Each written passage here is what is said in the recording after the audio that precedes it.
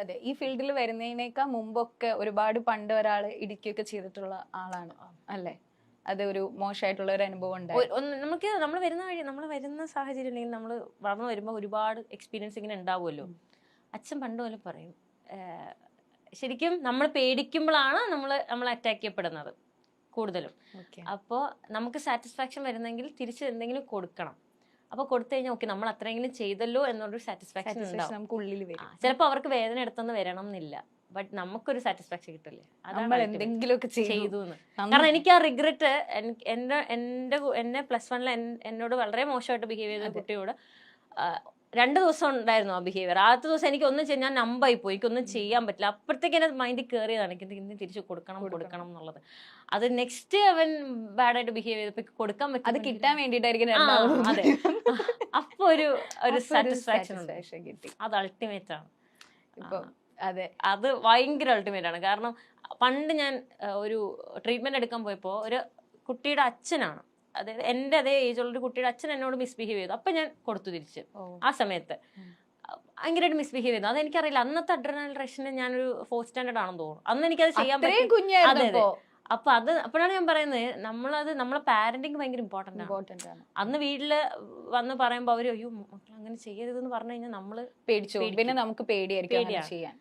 പിന്നെ അതിനുശേഷം ഒരാൾ മിസ്ബിഹേവ് ചെയ്തപ്പോൾ ഞാൻ അപ്പൊ റിയാക്ട് ചെയ്തിട്ട് അച്ഛനോട് ചെന്ന് പറഞ്ഞു. അച്ഛൻ നല്ല പൊട്ടിച്ചു, വീടിന്റെ അടുത്ത് അവർക്ക് നല്ല പൊട്ടിച്ചു.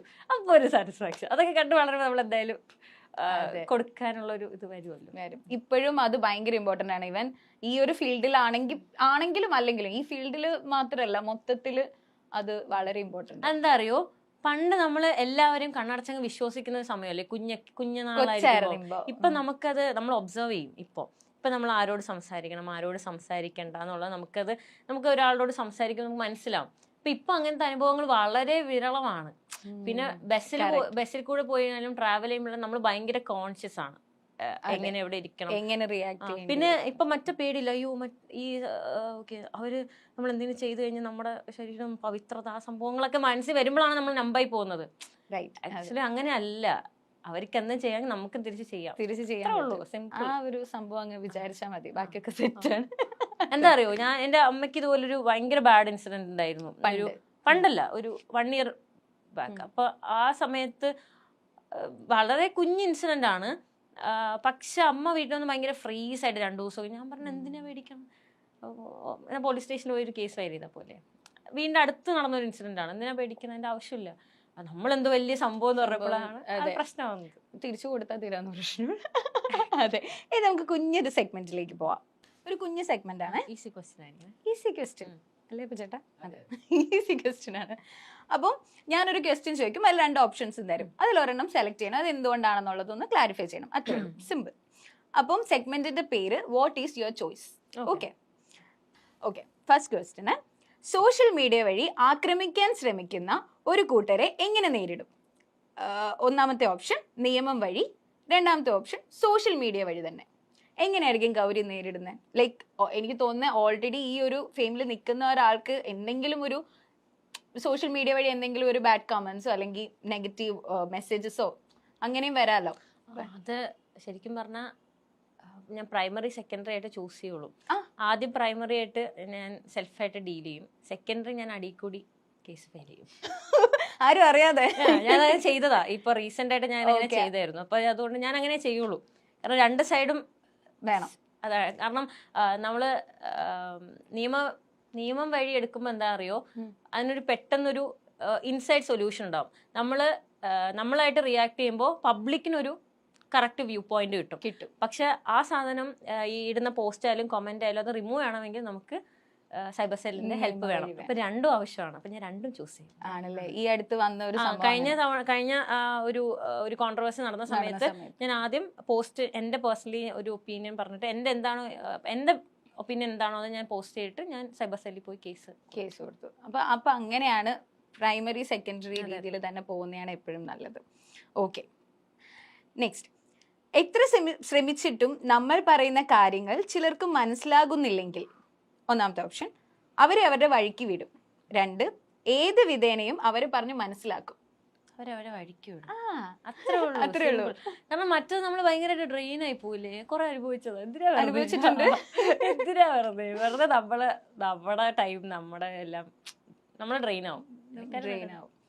അവര് എന്തെങ്കിലും ഉണ്ടെങ്കിൽ അവരുടെ മനസ്സിലാക്കാൻ പറ്റാത്തവര് പോട്ടെ, അവർക്ക് മിസ്സാവുന്നു അല്ലേ? അല്ല അത് ആ പേഴ്സണാലിറ്റിക്ക് നമ്മളെ അക്സെപ്റ്റ് ചെയ്യാൻ അല്ലെങ്കിൽ നമ്മളെ മനസ്സിലാക്കാൻ അവരുടെ വ്യൂ പോയിന്റിൽ അത് പറ്റുന്നില്ല, അല്ലെങ്കിൽ അവരെ മനസ്സിലാക്കാൻ നമുക്ക് ആ വ്യൂ പോയിന്റിൽ പറ്റുന്നില്ല. അത് രണ്ട് വ്യക്തികളാവുന്നുള്ള പ്രശ്നമാണ്, പ്രശ്നങ്ങളല്ല. അതെ.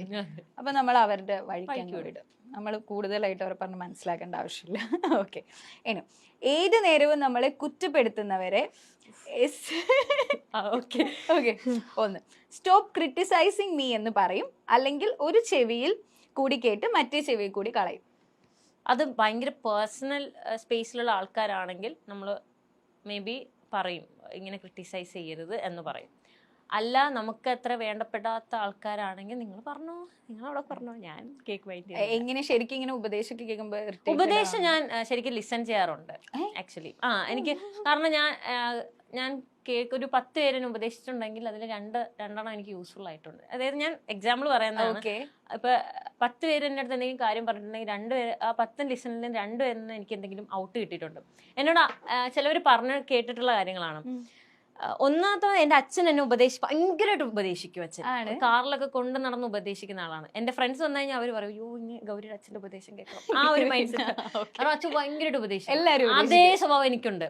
ഞാൻ എൻ്റെ യങ്ങർ ഗ്രൂപ്പ്സ് എന്നോട് ആരെങ്കിലും ഉണ്ടെങ്കിലും എൽഡർ ഗ്രൂപ്പ്സ് ഉണ്ടെങ്കിൽ സെയിം പിയർ ഗ്രൂപ്പ് ഉണ്ടെങ്കിലും ഞാൻ അവർ ചെയ്യുന്നൊക്കെ എന്തെങ്കിലും ഇതുണ്ടെങ്കിൽ ഞാൻ ഭയങ്കരമായിട്ട് ഉപദേശിക്കുന്ന കൈൻഡ് ഓഫ് ആളാണ്. ഓക്കെ. പക്ഷെ അങ്ങനെ കിട്ടിയ ഒരു ഉപദേശത്തിന് ഞാൻ പഠിച്ച കാര്യമാണ് എക്സ്പീരിയൻസിൽ നിന്ന് പഠിക്കാതിരിക്കുക, മറ്റുള്ളവരുടെ എക്സ്പീരിയൻസ് കണ്ട് പഠിക്കുക എന്നുള്ളത്. കാരണം ഇപ്പൊ ചിലവർ എന്തുകൊണ്ടാണ് ഫെയിൽ ആയത് എന്ന് നമ്മൾ പഠിച്ചു കഴിഞ്ഞാൽ നമ്മൾ എക്സ്പീരിയൻസ് ചെയ്ത ആ ഫെയിലിയറിന് ഉണ്ടാവുന്ന ടൈം ഉണ്ടല്ലോ, അത് നമുക്ക് ആ ഒരു ടൈം കൺസ്യൂമിങ് ഉണ്ട്, അത് നമുക്ക് കുറയ്ക്കാൻ പറ്റും. അപ്പൊ നമ്മള് ആ ഒരു ഫെയിലിയർ ആവുന്ന റീസൺ കണ്ടുപിടിച്ചിട്ട് അതിന് സൊല്യൂഷൻ നമുക്ക് നേരത്തെ പ്രിപ്പയർ ചെയ്യാൻ പറ്റും. അത് ഭയങ്കരമായിട്ട് യൂസ്ഫുൾ ആണ്. അത് അങ്ങനെയൊക്കെ കുറെ കാര്യങ്ങൾ എനിക്ക് പഠിക്കാൻ. കൂടുതലും ആളുകൾ പക്ഷെ പറയുന്നത് നമ്മളുടെ എക്സ്പീരിയൻസിലൂടെ നമ്മൾ പഠിക്കണം എന്നാണ് കൂടുതലും ആൾക്കാർ പറയുന്നത്. പക്ഷെ അത് അങ്ങനെയല്ല. നമ്മൾ എന്തിനാ പോഡ്കാസ്റ്റ് ഇന്റർവ്യൂസ് ഒക്കെ കാണുന്നത്? ആക്ച്വലി മറ്റുള്ളവരുടെ എക്സ്പീരിയൻസ് അറിയാൻ വേണ്ടിയിട്ടാണ്. അപ്പൊ ആ എക്സ്പീരിയൻസ് അവരുടെ ഫെയിലിയേഴ്സും ഉണ്ട്, അവരുടെ സക്സസും ഉണ്ട്, രണ്ടും നമ്മൾ കാണുന്നുണ്ട്. അപ്പൊ അവർ സക്സസ് ആവുന്ന ഒരു വഴി ഉണ്ടാവും, ഒരു ഫെയിലിയർ ആവുന്ന റീസൺസ് ഉണ്ടാവും. ആ റീസൺസ് മനസ്സിലാക്കി അതിൽ സൊല്യൂഷൻ കണ്ടുപിടിച്ചാൽ നമ്മൾ ഫാസ്റ്റ് ആയിട്ട് മുകളിലെത്തും. അത് സ്മാർട്ട് വർക്കാണ്. അടിപൊളി. അത് ഒരു കറക്റ്റ് കാര്യമാണ് കേട്ടോ. പക്ഷെ അങ്ങനെ എല്ലാവരും ചിന്തിക്കുന്ന എനിക്ക് തോന്നുന്നത് നമ്മളുടെ ജനറേഷനിലുള്ളവരൊന്നും അങ്ങനെ ഉപദേശം കേൾക്കാൻ ഇഷ്ടമില്ലാത്തവരെ കൂടുതലും പേര്. മെജോറിറ്റി ഇങ്ങനെ ഉപദേശം എന്ന് പറയുമ്പോഴേ വേണ്ട അങ്ങനെ. ഒത്തിരി ഇന്റർവ്യൂസും പോഡ്കാസ്റ്റ് ഒക്കെ കാണുന്ന ആളാണ്. ഭയങ്കരമായിട്ട് കാണും. ധന്യവർമ്മയുടെ ഒക്കെ ഭയങ്കര കാണും, ഒരുപാട് ഇന്റർവ്യൂസും പോഡ്കാസ്റ്റും കാണും. ഞാനിങ്ങനെ എക്സ്പീരിയൻസസ് ഇങ്ങനെ ഇരുന്ന് കേൾക്കും, ഭയങ്കര ഇഷ്ടമാണ്. കാരണം ചില കാര്യങ്ങളൊക്കെ അവർ പറയുന്നത് നമുക്ക് കറന്റ്ലി നമ്മൾ പോകുന്ന സിറ്റുവേഷൻസ് ആയിട്ട് ഭയങ്കരമായിട്ട് കണക്ട് ചെയ്യാൻ പറ്റും. പൊളിറ്റിക്സ് കാണും, ഭയങ്കരമായിട്ട് പൊളിറ്റിക്സ് കാണും. അത് നമ്മളിങ്ങനെ അവര് ഓരോ വഴികളും പൊളിറ്റിക്സ് നമുക്ക് യൂസ്ഫുൾ ആണ്, അവർ പോകുന്ന വഴികളൊക്കെ. അപ്പൊ അതിൽ ഓരോന്നും നമുക്ക് ഭയങ്കരമായിട്ടും യൂസ്ഫുൾ ആവും. അത് ഞാൻ ഉപദേശം കേൾക്കാൻ ഞാൻ പറയും. വിവരമില്ലാത്തവരുടെ ഉപദേശം കേൾക്കാൻ നിൽക്കരുത്. അത് നമ്മൾ അവർ സംസാരിച്ച് തുടങ്ങുമ്പോൾ തന്നെ മനസ്സിലാവുമല്ലോ. അയ്യോ വേണ്ടെന്ന് പറയും. ഞാൻ ട്രെയിനിലൊക്കെ പോകുമ്പോണ്ടല്ലോ, ഞാൻ കുറച്ച് എഡ്യൂക്കേറ്റഡ് ആയിട്ടുള്ള ആൾക്കാരായിട്ട് തമ്മിൽ സംസാരിക്കാൻ ഞാൻ ശ്രദ്ധിക്കും. അപ്പൊ അവരുടെ ഒരു വൈബ് നമുക്ക് കണക്ട് ആണെങ്കിൽ ഞാൻ പതിയെ പോയി അവരോട് സംസാരിക്കും. എന്തൊക്കെയുണ്ട് വിശേഷമല്ല, ഞാൻ അവരോട് പോയിട്ട് ആ കോൺവെർസേഷനിൽ ഒരു പാർട്ടാവും. അപ്പൊ എനിക്ക് കുറച്ച് ഇൻപുട്ട് കിട്ടും, അതെനിക്ക് യൂസ്. മറ്റത് ചിലവര് സംസാരിക്കാൻ വന്നുണ്ടല്ലോ വള്ളിയാണ്. ഞാൻ പിന്നെ ഹെഡ്സെറ്റ് വെച്ചിട്ട് ഇങ്ങനെ തിരിഞ്ഞിരിക്കുമ്പോ പറഞ്ഞോ. ചുമ്മാ ട്രെയിനിലൊക്കെ ഒരു അമ്മച്ചിമാരൊക്കെ ഉണ്ടെങ്കിൽ എന്തെങ്കിലും പറയോ? അങ്ങനത്തെ ഉപദേശം ഞാൻ കേൾക്കത്തില്ല. കല്യാണം കഴിക്കുന്നില്ല, അത് ഞാൻ കേൾക്കത്തില്ല. അത് ഞാൻ ഇടയ്ക്കിടയ്ക്ക് കേൾക്കാറുണ്ട്, ഇപ്പോഴും കേൾക്കാറുണ്ട്. ഇങ്ങനെയൊക്കെ നടന്നാൽ മതിയോ, കെട്ടണ്ടേ? അമ്മച്ചി അമ്മ വേണമെങ്കിൽ രണ്ടാമത് കെട്ടിക്കും, എനിക്ക് കെട്ടണ്ട. ആ മൂടാണ് എനിക്ക്. ഇപ്പൊ കുറെ പേര് അപ്ഡേറ്റഡ് ആയിട്ടുണ്ട്. ഒത്തിരി പറയുന്നുണ്ട്. എന്റെ നാട്ടിൽ പോകുമ്പോഴും അടുത്ത് ഇനി കല്യാണത്തിന് വിളിക്കണേ, അവര് പറയട്ടെ, അതൊക്കെ അവരുടെ ഒരു ആഗ്രഹമല്ലേ. അപ്പൊ എന്താ പറയാറ്? ഫോട്ടോഷൂട്ട് വീഡിയോസ് ഒക്കെ ആണെങ്കിൽ ഇങ്ങനെ കാണിച്ചു തരാം. പിന്നെ അഭിനയിക്കുന്നുണ്ട്, അതിൽ ഒരുപാട് കല്യാണം കേൾക്കുന്നുണ്ട്. കല്യാണം കഴിച്ചാൽ നേരിട്ട് വേണം. പിന്നെ റീസെന്റ് ആയിട്ട് പറയുന്നു, ഏറ്റവും റീസെന്റ് ആയിട്ട് ഞാൻ കേട്ടൊരു ഉപദേശം ഭയങ്കരമായിട്ടും ഞാൻ ചേട്ടനോട് തിരിച്ച് നല്ല മറുപടി പറഞ്ഞു, നൈസായിട്ട് പറഞ്ഞു. ഈ ഇടയ്ക്ക് റീൽ എടുക്കാൻ പോയപ്പോ ഫ്രണ്ട് ഇരിക്കുന്ന ഒരാൾ ഉപ്പുമുളകിന് ഭയങ്കര ഫാനാണ്. അപ്പോൾ ആള് ഗൗരി എന്താണ് ഇവിടെ, കുറച്ച് ഏജാണ്, ഭയങ്കര കാര്യത്തിൽ സംസാരിക്കുന്നു, ഭയങ്കര നമ്മൾ ആർട്ടിസ്റ്റ് എന്ന് പറയുന്ന ഒരു ഭയങ്കരമായിട്ടും റെസ്പെക്ട് ചെയ്യുന്ന ഒരാൾ. ഓക്കെ. അപ്പോൾ ആള് വേറൊരു ചേട്ടനെ വിളിച്ച് പറയാണ് ഉപ്പുമുളകാണ്. അപ്പോൾ അയാൾ പറഞ്ഞു ഞാൻ കാണാറൊന്നുമില്ല. ഞാൻ പറഞ്ഞു കുഴപ്പമില്ല ഏട്ടാ, ഞാനും കാണാറില്ലായിരുന്നു, ഞാൻ മൂടായിരുന്നു. അപ്പോൾ കുറച്ച് ഏജ്ഡാണ്. പുള്ളി പറഞ്ഞു കുറച്ച് കഴിഞ്ഞിട്ട് അടുത്തൊന്നും പറയല്ലേ, വേറെന്താ ചെയ്യുന്നത്? വേറൊന്നും ചെയ്യുന്നില്ല, ആർട്ടിസ്റ്റായിട്ട് നടന്നാൽ കുറച്ച് നാൾ കഴിയുമ്പോൾ പണിയില്ലെങ്കിൽ എന്ത് ചെയ്യും? ഞാൻ പറഞ്ഞു വേറെ ജോലിയും ഇതുപോലെ പോകാനുള്ള ചാൻസസ് ഉണ്ടല്ലോ ചേട്ടാ. അതുപോലെ അല്ല നമുക്കൊരു വേറൊരു ജോബ് ഉണ്ടാവാന്ന് പറഞ്ഞാൽ അത് ലൈഫിന് സെക്യൂരിറ്റിയാണ് ചേട്ടാ. അതിന് ഏൺ ചെയ്യുന്നതിനേക്കാളും ഞാൻ ഇരട്ടിക്ക് ഇവിടെ ഏൺ ചെയ്യുന്നുണ്ട്, എനിക്കത് മതി ചേട്ടാ, കുഴപ്പമില്ല, ഞാൻ ജീവിച്ചോളാം. അങ്ങനെയല്ല, നിങ്ങൾക്ക് ലൈഫ് പറഞ്ഞോടാ. ഞാൻ ചേട്ടാ ഇപ്പം എന്താ ചെയ്യുന്നത്? റിട്ടയർ ആയിരിക്കും. പൈസ ഉണ്ടോ കയ്യിൽ? ഇല്ല. എങ്ങനെ ജീവിക്കുന്നത്? മക്കള് വന്നിട്ട് പറഞ്ഞു ഓക്കെ, നമുക്ക് ഉപദേശിക്കാനല്ലേ, നമുക്ക് ജീവിക്കാനറിയില്ലല്ലോ. അവരുടെ ഇഷ്ടം, നമ്മളെ ഇഷ്ടം. അതുകൊണ്ട് ഞാൻ ചെയ്യുന്ന ജോബിൽ ഞാൻ ഹാപ്പിയാണ്. നമ്മൾ ഹാപ്പിയാണോ അത് നോക്കിയാൽ മതി. പക്ഷെ ശരിയാണ്, ചില ഉപദേശങ്ങൾ നമുക്ക് അക്സെപ്റ്റ് ചെയ്യാം. 10 പേര് സംസാരിക്കുന്നതിൽ 2 പേരുടെ ഉപദേശം ഭയങ്കര യൂസ്ഫുൾ ആണ്. അപ്പൊ ഏറ്റവും കൂടുതൽ ആൾക്ക് ചോദിക്കുന്ന ഒരു ക്വസ്റ്റ്യൻ ആയിരിക്കാം, അസ്വസ്ഥമാക്കുന്ന ഫോൺ കോൾ നിരന്തരം വന്നാൽ 1 ഫോൺ ഓഫ് ചെയ്ത് വെക്കും, 2 അവർ ബ്ലോക്ക് ചെയ്യും. അങ്ങനെ വരാറുണ്ടോ കോൾസ്? ഒന്നാമത്തെ കാര്യം, എന്നെ വിളിക്കുന്ന ആരും പിന്നെ വിളിക്കത്തില്ല. കാരണം ആദ്യത്തെ കോള് ബിസി ആയിരിക്കും മേ ബി, അല്ലെങ്കിൽ കോള് വിളിച്ചു കഴിഞ്ഞാൽ എനിക്ക് ഭയങ്കര മടിയാ ഫോൺ എടുക്കാനും സംസാരിക്കാനും ഒക്കെ. ഞാൻ പിന്നെ ചില കോൾസൊക്കെ ഭയങ്കര പേഴ്സണൽ ഇഷ്ടമുള്ള ആൾക്കാർ സംസാരിക്കാൻ നേരിട്ട് വരുമ്പോൾ ഒത്തിരി സംസാരിക്കും. ഫോണിൽ സംസാരിക്കാൻ ചാറ്റ് ചെയ്യുന്നതൊക്കെ ഭയങ്കര കുറവാണ്.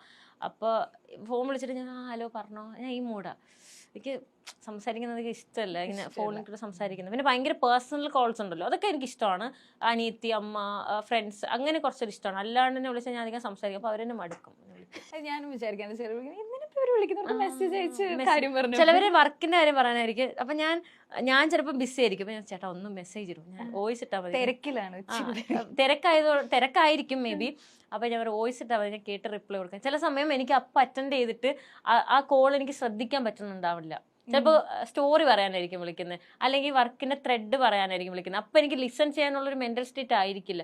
അപ്പൊ അവര് പറഞ്ഞു കഴിഞ്ഞാൽ ചിലപ്പോൾ നമ്മൾ ഫ്രീ ആയിരിക്കും, പക്ഷെ പറഞ്ഞു കഴിഞ്ഞാൽ നമുക്ക് അത് ലിസൺ ചെയ്യാൻ പറ്റില്ല. അപ്പൊ ഞാൻ പറഞ്ഞു ചേട്ടാ അത് ഒന്ന് വോയിസ് ഇട്ട് കഴിഞ്ഞാൽ പിന്നെ റിപ്പീറ്റ് ചെയ്താലും കേൾക്കാമല്ലോ. അതെ, അതാണ് സംഭവം. കോള് കുഴപ്പമില്ല, അത് മിക്കവരും അങ്ങനെയൊക്കെ തന്നെ, പ്രശ്നമില്ല. ലാസ്റ്റ് തന്നെ, ഒരു കാര്യം എത്ര ചിന്തിച്ചിട്ടും ഓർമ്മ വന്നില്ലെങ്കിൽ 1 ആലോചിച്ച് കണ്ടുപിടിക്കും, 2 നെവർ മൈൻഡ് എന്ന രീതിയിൽ വിട്ട് ആലോചിച്ച് കണ്ടുപിടിക്കും. ആണ് ഓവർ തിങ്കർ ആണോ?